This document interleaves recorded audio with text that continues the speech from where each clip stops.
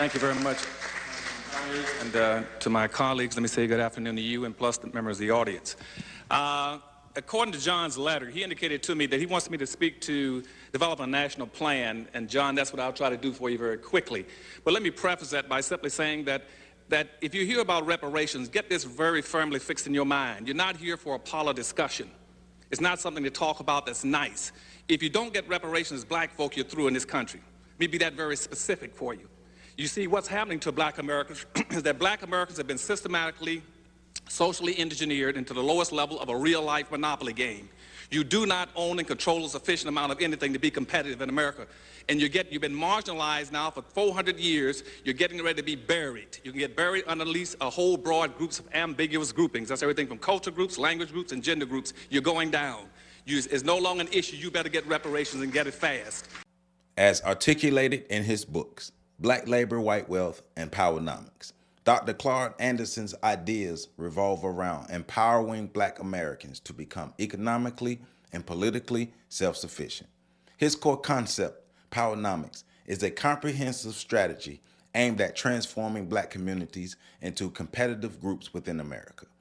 Dr. Anderson argues that black Americans have been historically exploited for their labor and resources, and this exploitation has created immense wealth for white Americans while leaving black people disenfranchised. To address this, Dr. Anderson advocates for a system of reparations from both the American and international governments. He bases the claim on the historical and ongoing economic exploitation of black Americans dating back to slavery and extending through systematic racial discrimination. The reparations would serve to rectify the wealth gap and provide the resources necessary for black communities to build sustainable economic power. Now, to get reparations, one of the things I've been trying to do now for 30 years, beginning with the state of Florida when Governor Rubin Askew put me over education, when they had no blacks in politics in Florida, was to write the first affirmative action plan in the United States, and that was written to be reparations for black folk in 1971. And George Bush Jr., I guess, Jed Bush just killed it off about 6 months ago. But what's happening now is that what I'm trying to do is create a Harvest Institute that would try to take all my colleagues here and as much as possible try to give you new points of information to take you outside the box. Part of the problem we got in trying to deal with reparations, a lot of the other racial issues in the country, is that we keep trying to think and find solutions inside the box. There are no solutions inside the box for black folk. You got to get outside and try to find them and get a long-term perspective and a long view on it. And that's what the Harvest Institute is in existence for, and that's what they're going to stay in existence for. Now, the reason you cannot win, as I said, is that you've been locked into this low level of a real-life monopoly game. You do not own and control enough of wealth.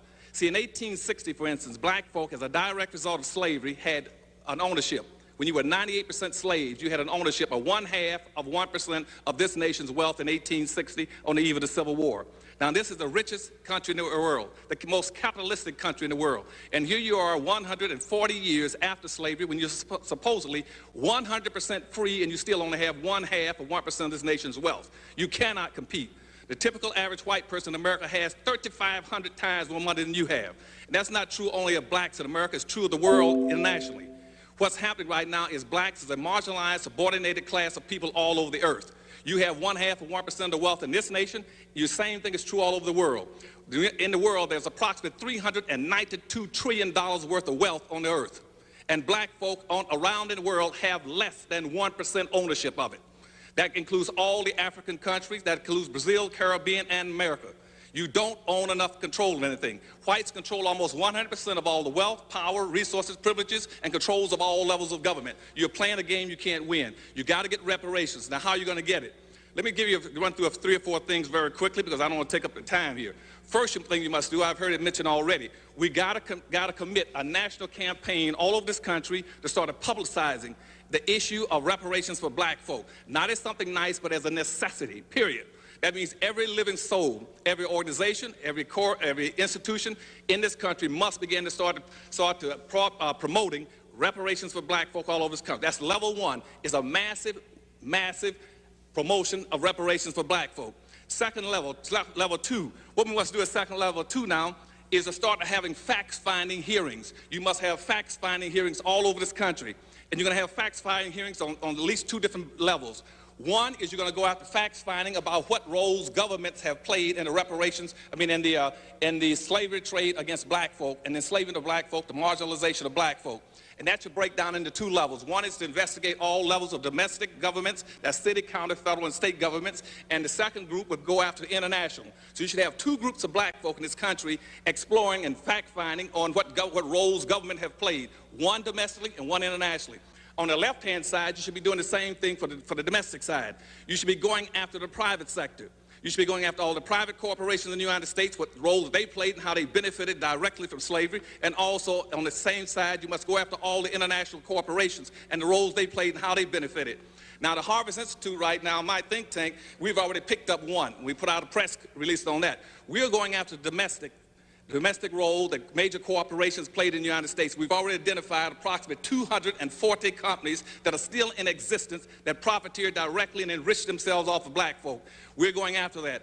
And what we have to do in our fact finding is be able to factuate, document the direct line between how blacks have been crippled all the way up to economically, politically, socially, and educationally, and tied into these major corporations or tied into levels of government. That's your level 2.